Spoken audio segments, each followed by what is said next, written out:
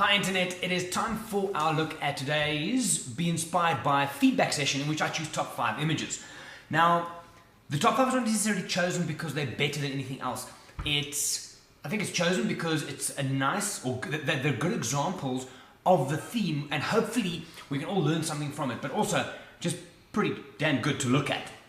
So, the theme was animals in space, which had nothing to do with celestial wildlife, but rather with animals in their natural environment. Whenever you go out, think of Svalbard, think of any place in Africa, Masai Mara, the skies are huge, the space around you is huge. And all too often as wildlife photographers, we get in tight and we lose all of that. So the idea today was, or this weekend, was to show animals in space, lots of wide open spaces. So, my top 5 in no particular order, let's have a look at this. First one, Steven Berkovich. This is a red fox in, I think he said it was Yellowstone. What makes this work, apart from the placement on the rule of third, I'm going to speak about that, is a diagonal line that pulls through the frame, kind of anchors it down. Diagonal line being the strongest element, design element from a line point of view you can get. But there's little things. If you go look at this on the blog, there's the little tracks that run through the frame, showing that there's a whole lot more going on. The posture of this animal, he's alert, he's looking at something, everything comes together, but the space this animal finds him in is this white world. It is phenomenal. Simplicity deluxe, but it works. Nice one, Steven.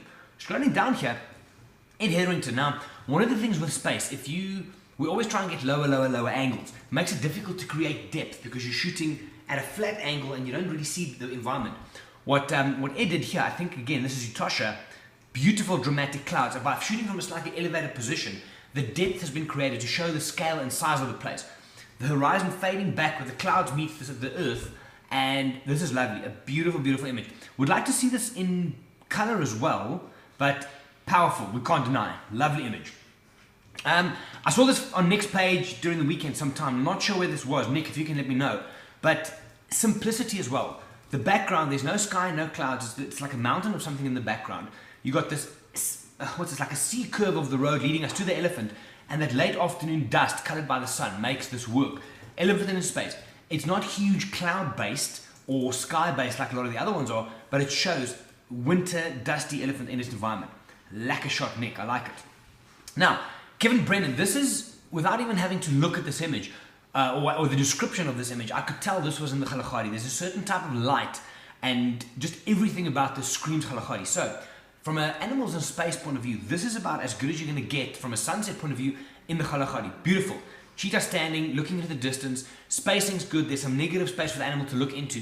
But what tells the story here again is the distance and that beautiful sky. That is the type of space this animal finds itself in. Awesome image. Last one, Jonathan Bryant. Now, Jonathan, I read through it. I don't think you told me where this was. Can I guess this is Madikwe? It looks like Clodam.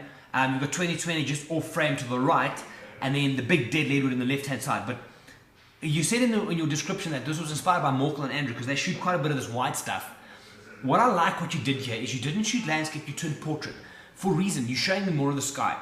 The moment you choose your orientation, if you shoot landscape, you're telling me my story, my visual energy is going to go side to side. If you do it as a portrait orientation, immediately that energy is going to go up and down.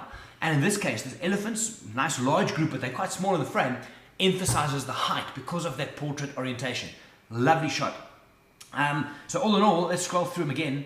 I've got a fox from Yellowstone, simplicity, beautiful depth and dramatic skies in Etosha. I've got Nick's elephant, dusty in the wintertime. Kalahari sunset, missed that place, need to get back there. And then I think this is Clodam and Madikwe, Jonathan, lovely image. So there you go. All in all, some great images. One thing I did notice, and I think I might post another video on this later today, is the use of the rule of thirds and how a lot of you guys seem to be in your images composing dead center. So a lot of wasted space around that my eye doesn't rest anywhere. So watch the Facebook page and also the blog later on. Might just add, it's a discussion. Think about this. It's about you losing the impact of the image by placing things dead center. Yes, there's a time to do it, but later on. Let me discuss this further in the next image, and I'll pull some images together for you as examples and discuss why and how they could be made better. But all in all, thanks. We had a huge amount of submissions this week. It's awesome. Make sure to stay tuned. Thursday we'll release this week's theme, and then next week, Monday, another feedback session. If you have any comments, go and drop some comments on the Facebook page, on the Wild Eye page. Show these people some love. I've given you their Facebook pages as well. Go and tell them they have awesome images, because these really are. And I will see you guys again soon. My name is Gerry. This is Wild Eye. I'll see you next time.